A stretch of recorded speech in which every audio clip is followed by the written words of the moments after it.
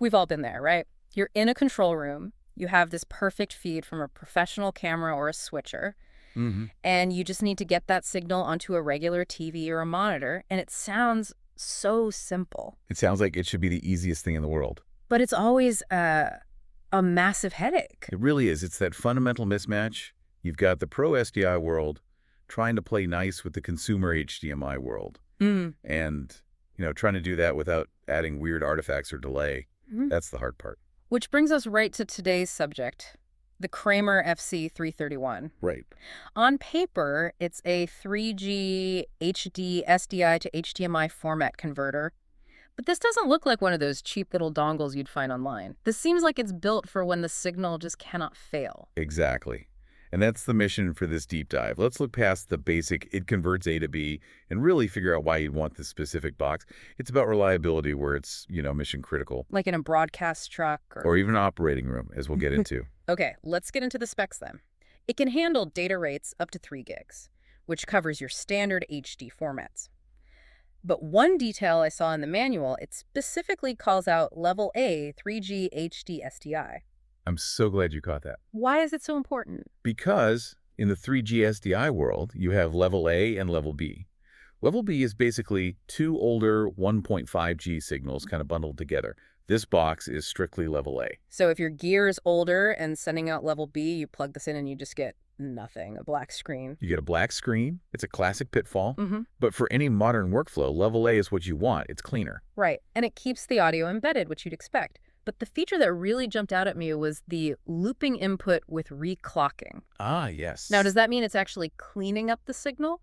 Or is it just a passive split? No, it's fully active. It does the equalization and reclocking. It literally takes the signal, strips out the jitter, that timing noise you get over long cables, and then builds a brand new clean signal to send out the loop. Oh, wow. So it's a signal conditioner. It is. So if you're running, say, 100 feet of table to one monitor, you're not just passing a degraded signal along to the next device in the chain. Exactly. You're resetting the clock.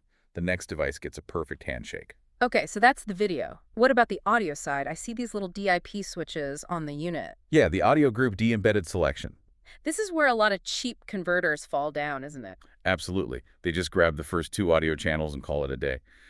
But a professional SDI stream can have 16 channels of audio. Right. You might have your main mix on 1 and 2, but maybe comms on 3 and 4 or another language track. And this lets you use those switches to choose which stereo pair you want to send out to the HDMI. It's a huge workflow feature. Okay, so I have to be the devil's advocate here. Go for it. This box costs a lot more than a generic one. I see there's a medical version, the FC-331-MD. Is that where the build quality justification comes from? That is the perfect question. Because, yes, the MD version is certified under IEC 60601-2. And that's the standard for medical electrical equipment. It is. Specifically for electromagnetic compatibility. Meaning it won't interfere with other sensitive devices. Think about it. In a hospital, you cannot have a video converter spitting out electrical noise that can mess with a heart monitor. The fact that the design can meet that standard tells you everything about the internal shielding and power filtering. So for a broadcaster, that just translates to a device that is absolutely rock solid and won't introduce noise into your system. Precisely. Okay. And physically, it's in their DigiTools form factor. So you can mount 3 of them side by side in a single rack unit.